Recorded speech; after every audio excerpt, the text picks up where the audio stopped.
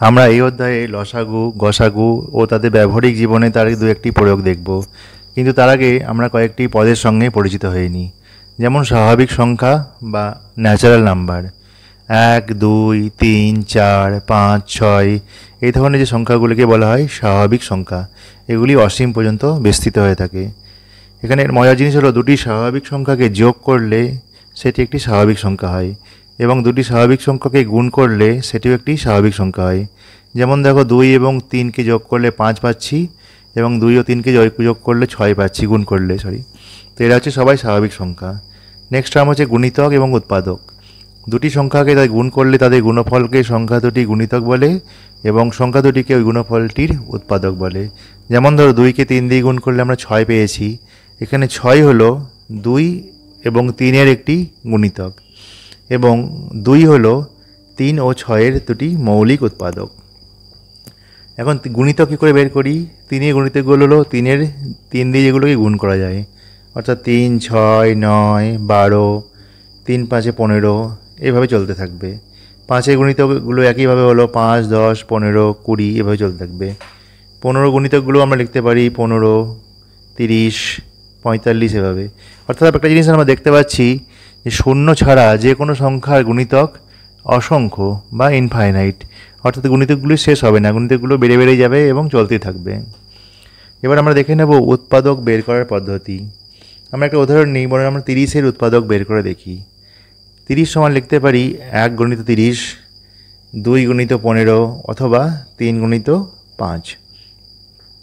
তাহলে এই 30-এর উৎপাদকগুলি হলো 1, 2, 3, 5, 15 এবং 30, অর্থাৎ যে সংখ্যাগুলিকে দিয়ে 30কে আমরা সম্পূর্ণভাবে ভাগ করতে পারি। এবং এদের মধ্যে কিছু হচ্ছে মৌলিক। এই মৌলিক উৎপাদক কী করে বের করতে পারি? মৌলিক উৎপাদক বের করার সময় আমরা এভাবে ভাগ করব, 30, 2, 15, 30, 3, 5, 15, অর্থাৎ 2, 3 ও 5 হলো 30-এর মৌলিক উৎপাদক বা প্রাইম ফ্যাক্টরস। আমরা একটা এক্সাম্পল নিই, ধরো 18-র আমরা ফ্যাক্টরস এবং প্রাইম ফ্যাক্টরসগুলি বের করি। তাহলে 18 সমান আমরা লিখতে পারি 1 × 18 বা 2 × 9 বা 3 × 9, এটা ইন্টু হবে। এবং তাহলে উৎপাদকগুলি কী পেলাম আমরা ফ্যাক্টরসগুলো পেলাম 1, 2, 3, 6, 9 এবং 18। এবং আমরা যদি প্রাইম ফ্যাক্টরস বের করতে যাই, তাহলে এইভাবে আমরা ভাগ করে প্রাইম ফ্যাক্টরস বের করলাম। যেমন 2, 3 ও 3 হলো 18-এর প্রাইম ফ্যাক্টরস। তবে একটা জিনিস মনে রাখতে হবে যে এই ফ্যাক্টরস এবং ডিভাইজার, অর্থাৎ উৎপাদক ও ডিভাইজার একই জিনিস নয়। ভাজকের ক্ষেত্রে কি হয়, ভাগ না মিললে পরে ভাগশেষ থেকে যায়, কিন্তু উৎপাদকের ক্ষেত্রে ভাগ সবসময় মিলে যায়। এবার দেখে নেব জোড় সংখ্যা বা অনেকে বলে যুগ্ম সংখ্যা বা ইভেন নাম্বারস কি। ইভেন নাম্বারের বৈশিষ্ট্যগুলো হলো এগুলোকে 2 দিয়ে ভাগ করা যায়, অর্থাৎ জোড় সংখ্যাগুলির একটি উৎপাদক অবশ্যই হবে 2। এগুলি হলো যৌগিক সংখ্যা এবং এর শেষ ঘরের অঙ্ক বা একক ঘরের অঙ্ক 0, 2, 4, 6 বা 8 হয়। যেমন ধরো 32-র ফ্যাক্টর হচ্ছে, একটি ফ্যাক্টর হচ্ছে 2, তাহলে অবশ্যই জোড় সংখ্যার একটা ফ্যাক্টর হবে 2। এবং বিজোড় সংখ্যাগুলি কি, এগুলো বা অড নাম্বারস, এগুলোকে আমরা 2 দিয়ে ভাগ করতে পারি না, এবং এদের একক ঘরে সাধারণত 1, 3, 5, 7 ও 9 থাকে। যেমন ধর 3 বা 37, এই সংখ্যাগুলো 2 দিয়ে ভাগ করা যায় না, নট ডিভিজিবল বাই 2। এবার আমরা দেখে নেব মৌলিক সংখ্যা কাকে বলে। যে সংখ্যাকে 1 ও সেই সংখ্যা ছাড়া আর কোনো সংখ্যা দিয়ে ভাগ করা যায় না, তাকে মৌলিক সংখ্যা বলে। অর্থাৎ মৌলিক সংখ্যার 2টি এবং কেবলমাত্র 2টি উৎপাদক থাকে, এবং তারা হলো 1 এবং সেই সংখ্যাটি নিজেই। এবং যে সংখ্যাগুলির মধ্যে 1 ছাড়াও অন্য সাধারণ কোনো উৎপাদক থাকে না, তাদেরকে পরস্পর মৌলিক বলে। তারা পরস্পর মৌলিক হতে গেলে কি হয়, 2টি সংখ্যা হতে হয়। এবং আমরা দেখব যে সংখ্যাগুলি নিজেরা যৌগিক হতে পারে, কিন্তু তাহলেও তারা পরস্পর মৌলিক হতে পারে। যেমন ধরো 8 এবং 9, এই দুটি হচ্ছে যৌগিক সংখ্যা। তা সত্ত্বেও 8 এবং 9-এর মধ্যে কোনো কমন ফ্যাক্টর নেই। ঠিক আছে, আমরা দেখতে পারি ফ্যাক্টরগুলো ভাগ করে 8-এর ফ্যাক্টরগুলো দেখতে পাচ্ছি এবং 9-এর ফ্যাক্টর দেখতে পাচ্ছি, এখানে কোনো কমন ফ্যাক্টর নেই। তাহলে আমরা বলতেই পারি 8 এবং 9 হচ্ছে পরস্পর মৌলিক সংখ্যা। আবার যৌগিক সংখ্যা বা কম্পোজিট নাম্বার কাকে বলে? যে সংখ্যাকে এক এবং সেই সংখ্যা ছাড়া অন্য কোনো একটা সংখ্যা দিয়ে ভাগ করা যায়। যেমন 4-এর উৎপাদকগুলি ধরো 1, 2, 2, 4, অর্থাৎ 1 এবং সেই সংখ্যাটি ছাড়া আরও অনেক উৎপাদক থাকে। আমরা একটু আগে ডিসকাস করেছি 18-র 1 এবং 18 ছাড়া 2, 3, 6, 9 এরকম অনেক উৎপাদক আছে, অর্থাৎ এগুলি হচ্ছে যৌগিক সংখ্যা বা কম্পোজিট নাম্বার। এখানে মনে রাখার মতো বিষয় হলো যে 2 হলো একটি মৌলিক সংখ্যা এবং 2 হলো সবচেয়ে ছোট মৌলিক সংখ্যা এবং 2 হলো একমাত্র জোড় মৌলিক সংখ্যা। তবে 1 সংখ্যাটি মৌলিকও নয় এবং যৌগিকও নয়। এখানে ইউএফডি থিওরেম যেটা আছে, ইউনিক ফ্যাক্টরাইজেশন ডিভিশন থিওরেম, যে কোনো যৌগিক সংখ্যাকে আমরা কতকগুলি মৌলিক সংখ্যার গুণফল আকারে প্রকাশ করতে পারি। যেমন ধরো 20 সংখ্যাটাকে আমরা যদি দেখি তাহলে 20 সমান হচ্ছে 2 × 2 × 5, অর্থাৎ 20 হচ্ছে একটা যৌগিক সংখ্যা, কিন্তু 2 × 2 × 5 হচ্ছে 3টি মৌলিক সংখ্যার গুণফল। একইভাবে আরেকটা উদাহরণ নিই, ধরো 330কে আমরা যদি এভাবে ভাগ করে দেখি তাহলে আমরা দেখতে পাবো 330 হচ্ছে একটি যৌগিক সংখ্যা। এগুলোকে ভাগ করে গেলাম কতগুলি মৌলিক সংখ্যা দিয়ে, আমরা পেলাম 330 সমান 2 × 3 × 5 × 11, অর্থাৎ এটা কতগুলি মৌলিক সংখ্যার গুণফল, অর্থাৎ যে কোনো যৌগিক সংখ্যাকে আমরা কতগুলি মৌলিক সংখ্যার। এখন আমরা ইরোস্থিনিসের চালনীর সাহায্যে মৌলিক সংখ্যা বের করার পদ্ধতি নিয়ে আলোচনা করব। এখানে 1 সংখ্যাটি মৌলিক নয়, 1 সংখ্যাটিকে কেটে দেওয়া হলো। এবার 2 সংখ্যাটি একটি মৌলিক সংখ্যা, তো এই 2 সংখ্যাটিকে আমরা একটা সার্কেল করলাম। এরপরে আমরা কি করলাম, 2-এর সমস্ত মাল্টিপিল বা গুণিতকগুলোকে একের পরে কেটে গেলাম, কারণ এরা কেউ মৌলিক সংখ্যা নয়, কারণ এরা সবাই 2 দিয়ে বিভাজ্য। সময় সুবিধার্থে আমি সবগুলোকেই করে নিলাম এভাবে। একইভাবে এরপরে এগিয়ে গেলাম, 3 সংখ্যাটি একটি মৌলিক সংখ্যা, তাই 3-এর মাল্টিপিল বা গুণিতকগুলোকে আমি একের পর এভাবে কেটে নিলাম, কারণ এরা কেউ মৌলিক নয়। এরপরে পরে থাকলো নেক্সট 5 হচ্ছে একটা প্রাইম নাম্বার, তাই 5-এর সমস্ত মাল্টিপিলগুলোকে আমরা কেটে নিলাম। একইভাবে নেক্সট থাকলো 7, তারপরে 11, তারপরে 13, তারপরে 17। এইভাবে আমি 1 থেকে 100 পর্যন্ত সমস্ত মৌলিক সংখ্যাগুলিকে পেয়ে গেলাম। 101 থেকে 200-র মধ্যেও কিন্তু যদি আমরা করতে চাই, একইভাবে একই পদ্ধতি অনুসরণ করে আমরা পরপর এগিয়ে যাব। আমরা তাহলে দেখতে পাবো যে 1 থেকে 100-র মধ্যে 25টি, 100 থেকে 200-র মধ্যে 21টি, 200 থেকে 300-র মধ্যে 16টি, এবং 300 থেকে 400-র মধ্যে 16টি, এবং 400 থেকে 500-র মধ্যে এরকম সংখ্যা পাবো, 17টি মৌলিক সংখ্যা পাবো। এখন আমরা গসাগু বা গরিষ্ঠ সাধারণ গুণনীয়ক বা ইংরেজিতে বলে হাইয়েস্ট কমন ফ্যাক্টর বা সংক্ষেপে HCF বের করা শিখব। আমরা 3টি পদ্ধতির সাহায্যে এগুলো শিখব আপাতত। যে মৌলিক উৎপাদকের বিশ্লেষণ বা প্রাইম ফ্যাক্টর মেথড। আমরা বরঞ্চ একটা উদাহরণ নিই, ধরো 28, 32 ও 36-এর গসাগু নির্ণয় করো মৌলিক উৎপাদকের পদ্ধতিতে।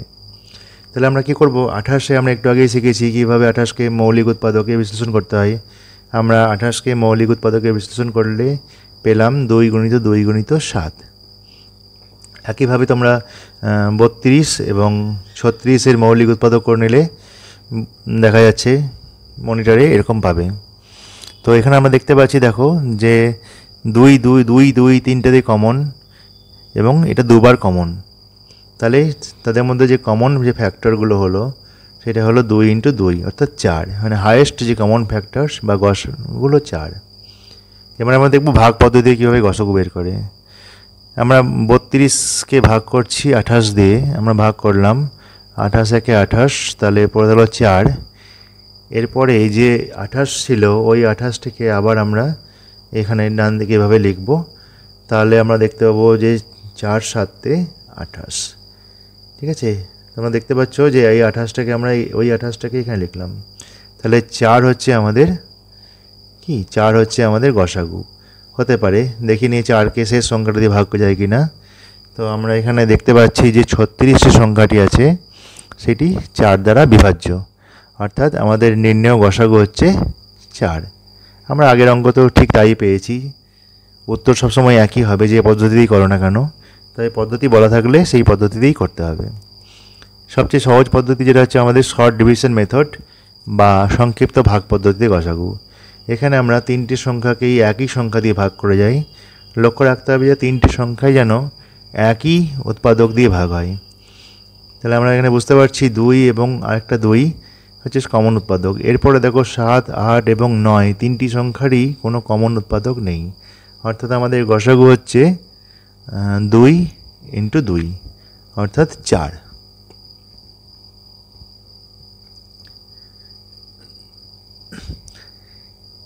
এরপরে আমরা কি করব, লসাগু বের করব, কিন্তু কি হয় গুণিতকগুলি সারি বানিয়ে।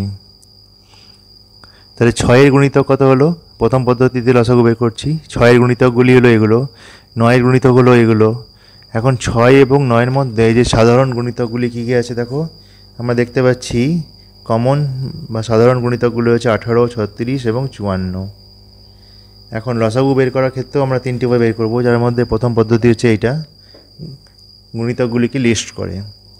এখন এই 18, 36, 54 এরা প্রত্যেকেই হচ্ছে 6 এবং 9-এর কমন গুণিতক, তাই তাদের মধ্যে সবচেয়ে ছোট বা লঘিষ্ঠ সাধারণ গুণিতক বা লসাগু হচ্ছে কে 18, কারণ 18ই হচ্ছে এদের মধ্যে সবচেয়ে কম, তাই আমাদের লসাগু হচ্ছে 18।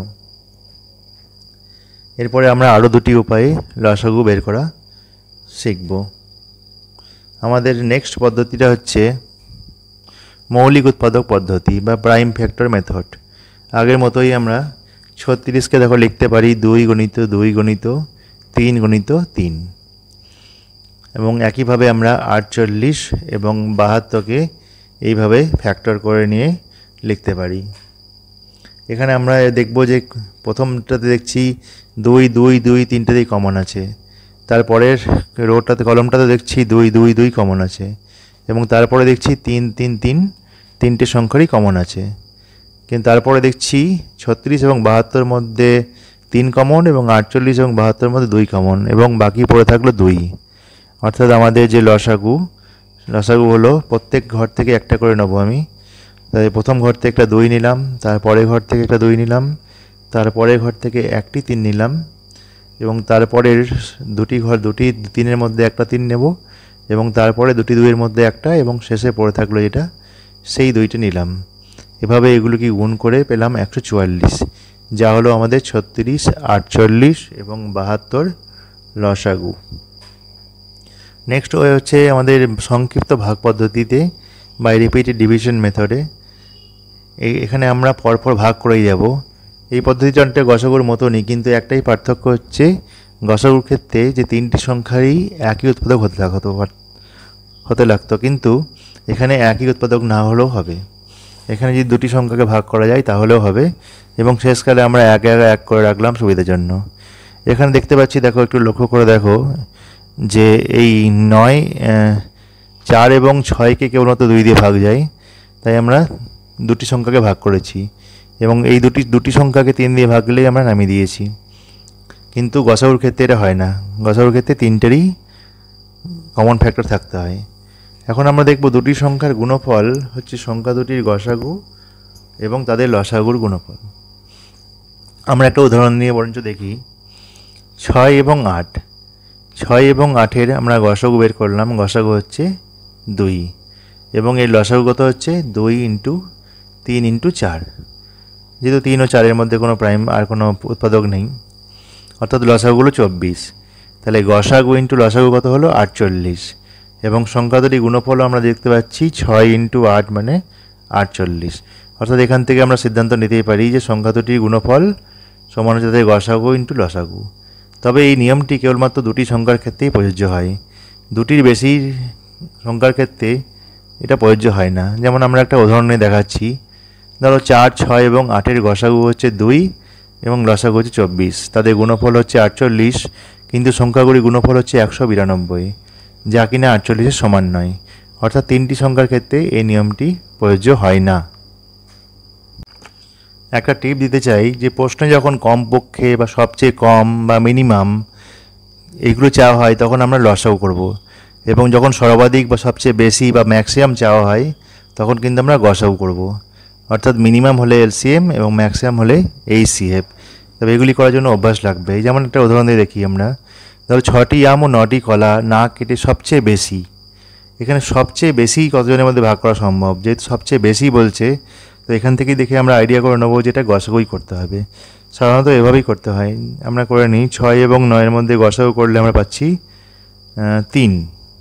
অর্থাৎ এখানে বুঝতে পারছি যে 6টি আম এবং ওই 9টি কলাকে যদি না কাটি বা না ভাগ করি, তাহলে সবচেয়ে বেশি ম্যাক্সিমাম 3 জন ব্যক্তির মধ্যে এগুলি ডিস্ট্রিবিউট করা যাবে। অর্থাৎ একটি ব্যক্তি 2টো কলা, 3টি কলা 2টি আম, এভাবে প্রতিটা ব্যক্তি পাবে। যেগুলো যোগ করে দেখতে পাচ্ছি আমরা টোটাল 6টি আম হচ্ছে এবং 9টি কলা হচ্ছে। এবং এখানে লক্ষ্য করো আমরা কলাগুলোকে ভাগ করে নিই। নেক্সট একটা অঙ্ক দেখি যে 0 থেকে শুরু করে মোহিত 9 ঘর পর একটা গোল আঁকলো এবং চন্দ্রা 12 ঘর পর একটা ত্রিভুজ আঁকলো। হিসাব করে দেখি প্রথম কোন ঘরে তারা দুজনেই গোল ও ত্রিভুজ আঁকবে। যেহেতু প্রথম চাওয়া হচ্ছে সেজন্য তাতে মিনিমামটা চাওয়া হচ্ছে। সবচেয়ে মিনিমাম হলে পরে আমরা জানি কি বের করতে হয়, মিনিমাম হলে আমরা এলসিএম বের করব। তাহলে আমরা দেখি প্রথমে মোহিত প্রথমে কতই 9 নম্বর ঘরে কি আঁকলো, একটা গোল আঁকলো। তারপরে আরও 9টা ঘর পরে, তার মানে 18 ঘরে সে আবার একটি গোল আঁকলো। এরকমভাবে 9টি ঘর পর পর সে কিন্তু গোল এঁকেছে এইভাবে। আবার এই কি 12 ঘর পর পর যখন চন্দ্র আঁকছে তখন 12, 24, 36, তারপরে 48, এভাবে সেই বাকি ঘরগুলোতে কি করেছে, ত্রিভুজ এঁকেছে। এখন তারা দুজনেই আমরা দেখতে পাচ্ছি 36, 72 এবং 108 ঘরে তারা কিন্তু দুটোই একই সঙ্গে এঁকেছে। অর্থাৎ আমাদের উত্তর হলো সবচেয়ে মিনিমাম প্রথম যেটা, সেটা কোথায় হলো, সেটা হলো 36। অর্থাৎ আমরা যদি লসাগু করি তাহলে লসাগু করলেই আমরা এর উত্তর পেয়ে যেতাম 36। আমরা দেখো 9 ও 12 লসাগু করে দেখেছি যে 36। এই নিয়মটি অঙ্ক করার সময় তোমরা ফলো করবে। যদিও গসাগু ও লসাগু সম্পর্কে বোঝানো হয়েছে, তবুও তোমাদের পাঠ্য বইয়ের যে ফাঁকা অংশ বা শূন্যস্থানগুলি আছে সেগুলো তোমরা নিজেরাই এগুলো দেখে দেখে করে নিতে পারো এবং করে নেওয়ার পর না তো মিলিয়ে নিতে পারো। তাহলে তোমাদের আইডিয়াটা আরও সম্পূর্ণ ক্লিয়ার হবে। এগুলো সবই বোঝানো হয়েছে, তবুও আমি এগুলোকে করে দিয়েছি। এগুলো তোমরা নিজেদের উত্তরগুলো ঠিক আছে কিনা তার সঙ্গে মিলিয়ে দেখে নেবে। আমরা এই জিনিস টপিকগুলো নিয়ে আলোচনা করেছি, তাই আর দ্বিতীয়বার আলোচনা করলাম না। এই চালুনিটার কথা আমরা দেখেছি কীভাবে চালুনিটা করা যায়। এরপরে যে রজনীগন্ধা, গোলাপ আর 30টি গোলাপ ফুল কিনে এনেছি, এগুলোর আমরা ফুলদানিতে কতগুলো রাখা যায় কীভাবে সেটা আমরা করেছি। সেটা নিজেরাই তোমরা করে নেবে। শূন্যস্থানগুলো পূরণ করেছি আমরা। দরকার হলে পরে ভিডিওটাকে পজ করে তোমরা এইগুলো উত্তরগুলিকে চেক করে নেবে। সময়ের অভাবের জন্য তাড়াতাড়ি স্ক্রল করতে হচ্ছে।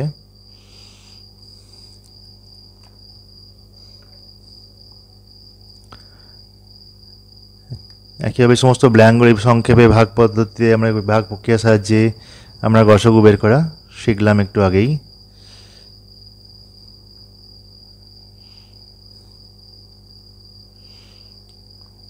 এখানে দেখো করে দেওয়া হয়েছে শূন্যস্থানগুলি।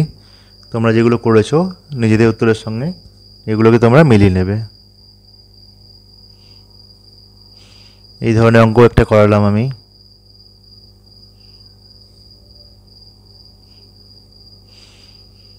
এই যে আমরা এখানে মৌলিক উৎপাদকের বিশ্লেষণ করেছি। মৌলিক উৎপাদকের বিশ্লেষণ পদ্ধতি সম্পর্কে আমরা আগেই আলোচনা করেছি।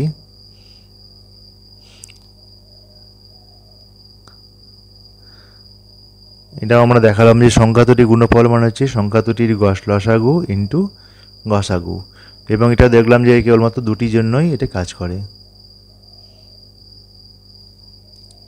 এই অঙ্কটা খুব ইম্পর্টেন্ট অঙ্ক, তোমরা একটু পড়ে নেবে।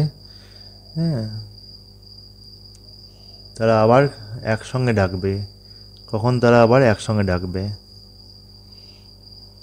এখানে আমার এই ধরনের অঙ্কে আমাদের লসাগু করতে হয়। 720 সেকেন্ড মানে হচ্ছে 60 দিয়ে ভাগ করলে আমরা পাবো মিনিট।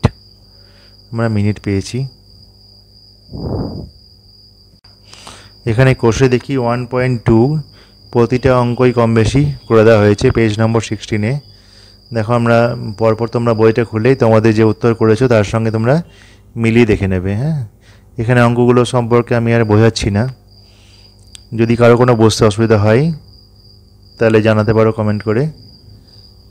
তো সমস্ত কোশ্চেনই করে দেওয়া হয়েছে। কোনো ভুল থাকলে পরে পয়েন্ট আউট করে দেবে একটু।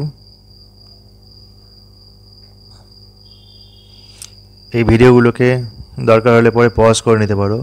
দেখো আমরা পরস্পর মৌলিক বা কো প্রাইম নিয়ে আলোচনা করেছি। এখানে 8 এবং 9 এই উদাহরণটা আগেও দিয়েছি, এটা হচ্ছে কো প্রাইম। এরকম আরও অনেক উদাহরণ দেওয়া যেতে পারে, যেন 11, 12, 19, 20, এরকম প্রচুর উদাহরণ তোমরা নিজেরাও দিতে পারো। এবং পরস্পর মৌলিক সংখ্যার গসাগু সবসময় 1 হয় এবং তাদের লসাগু হয় সংখ্যা দুটি গুণফল।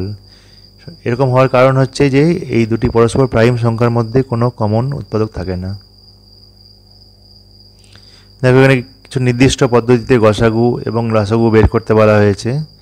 এগুলো সেই পদ্ধতিতে আমরা এখানে বের করে দিয়েছি। যেমন এখানে ভাগ পদ্ধতিতে গসাগুর কথা বলা হয়েছে, দুটি সংখ্যা এবং তিনটি সংখ্যা দিয়ে। তোমরা অঙ্কগুলো প্রথমে নিজে করবে, তারপর না হলে পরে সেই অঙ্কগুলিকে মিলিয়ে এখানে চেক করে দেখে নেবে যে ঠিকঠাক হয়েছে কিনা। এই উদাহরণটা আগেও নিয়েছি, আমরা ব্যাখ্যা করেছি। এই অঙ্কটি একটা এক্সট্রা অঙ্ক করা হয়েছে, এটা আমাদের এক্সারসাইজের অঙ্ক নয়। আবার এক্সারসাইজ ই, এফ এগুলো করা হয়েছে 10-এর দাগের, 11-এর দাগের। 11-এর দাগেরটা সংক্ষিপ্ত ভাগ পদ্ধতিতে আমরা বোঝানো হয়েছে। এবার শুধু অঙ্কগুলো চেক করে নেবে। আবার বলছি, ভিডিওটাকে দরকার হলে পরে পজ করে তোমরা এগুলোকে করে নিতে পারো, চেক করে নিতে পারো।